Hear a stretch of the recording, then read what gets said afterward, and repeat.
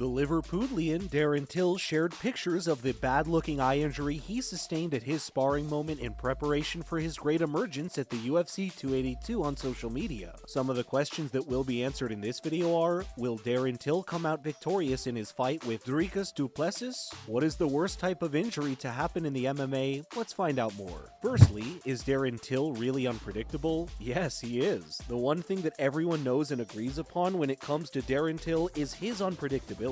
His unpredictability ranges from his absurd social media posts to canceling fights and so on. All these moves make it hard to know when he is going or coming. But Darren Till, the gorilla, is among the most popular fighters in the UFC, even though several injuries and lapses made sure that he wasn't seen in the ring for over a year by his fans. Derek Brunson submitted him on the night he was caught. If he continues to maintain a consistent fighting schedule, it is sure that he will be amongst the most popular and most potent in the UFC. Darren Till is ready for his comeback fight at the UFC 282, where he will go head-on with fighting Dricus du Plessis. There are speculations from sport analysts and fans that this fight is going to be a stand-up war and cannot be argued because of their fighting styles. Even though Darren Till is a sharpshooter, Dricus du Plessis is always more than delighted to stand up and slam. This match might not occur because of Darren Till's unpredictability, but you can't be so sure until he's in the cage.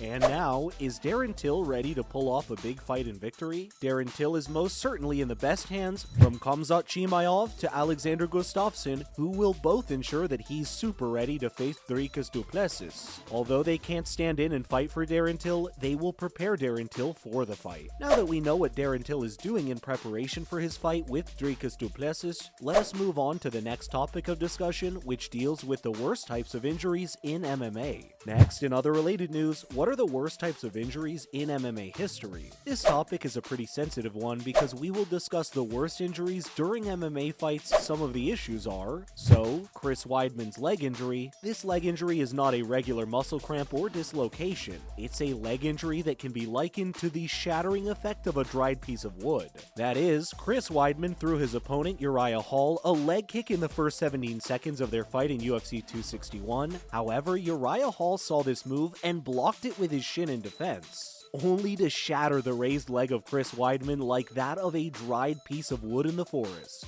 Even with the sort of injury that broke his tibia and fibula bones, Chris Weidman wanted to place some of his weight on the broken feet only to feel a wobbly and grim sensation from the affected area. Hence, he shared his healing journey with the press, to whom he admitted that he could not walk without crutches for 8 weeks. His recovery process was slow, and it took him around 6 to 12 months to fully recover. He has since graduated to light training for 7 weeks. About his recovery moment, though he is back on his feet, we all know that he is not the first to suffer such trauma and experience in mixed martial arts, MMA, and will surely not be the last. And now, Cyborg Santos' skull was smashed by Michael Venom Page. Another fatal injury was the skull-smashing and sickening knee-to-head attack from Michael Venom Page to Cyborg Santos. After he was attacked, Cyborg Santos was seen rolling and screaming around the Bellator ring, unlike a different breed of fighters who will show little or no pain during a fight. The ferocity behind the strike aimed at Cyborg Santos was so enormous that it immediately showed a visible dent to Cyborg Santos' skull. A 4-hour operation saved his career and health, but his fighting career was KO'd. Next, Anderson Silva's shin smashing move on Chris Weidman. Chris Weidman is no stranger to injuries like a broken leg in the octagon. The last time such an incident happened, he was not the fractured appendage recipient. Back to the matter on the ground, our American fighter faced the best UFC Brazilian fighter, Anderson Silva, back in December 2013. Our Brazilian soldier, Anderson Silva, nicknamed the Spider, gave out a leg kick that pulverized Chris Weidman's chin terribly, in an almost similar fashion to other soldiers. Up next, Khatag Pliev's missing finger. To know more about the effects of high adrenaline or superhuman effects, ask Khatag Pliev, who safeguarded himself from a barrage of kicks with both his hands and arm. With such success achieved, according to Khatag Pliev, he returned to his corner, where his coaches drew his attention to his missing finger. Khatag Kotogpliev didn't realize it before, so he and his team were in a panic to the extent that the audience was asked to help find Kotogpliev's missing finger. And now, unrecognizable Joanna Jedrzejczyk. The 2020 UFC 248 Strawweight Championship gold fight between Joanna Jedrzejczyk and Weili Zhang was so intense that Joanna could almost not be recognized in the third round of the battle. Though our Polish star Joanna always looks battered after every fight, this match was iconic.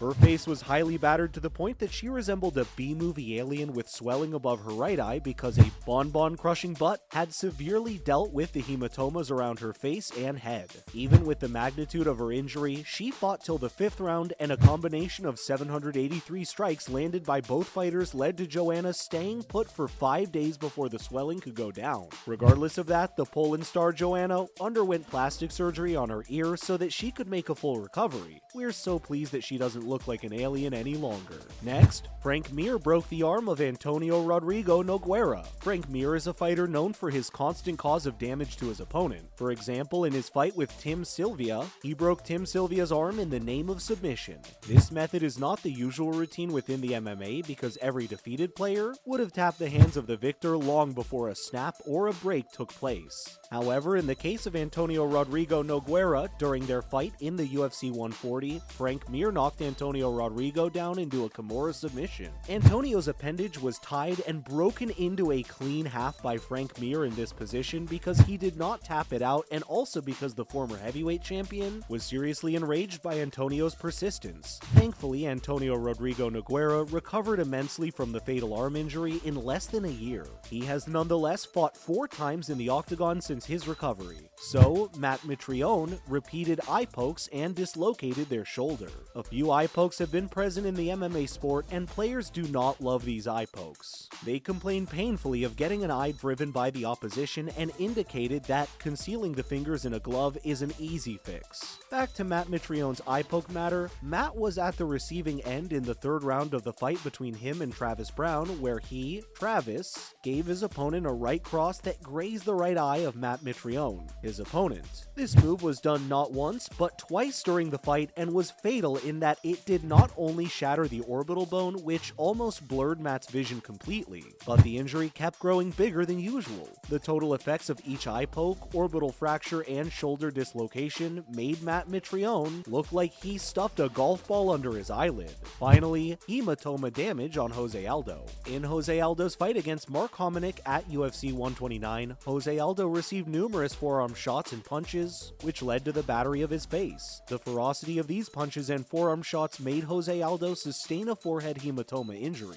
The hematoma injury can be likened to developing a new head in the affected area. The sight of the gruesome injury made the audience gasp and choke because the damage was horrible. Like other great fighters who have had to face worse injuries at different points in their careers, so did Jose Aldo. He recovered well from the injury and has competed 3 times after his recovery. Though he is now a retired MMA fighter, he is still in the charity space, contributing to anti-bullying programs alongside other MMA fighters. We've gotten to the end of the video. Thank you for watching till the end. Please leave your thoughts in the comment section and subscribe to the channel. We hope to see you in the next video. Bye!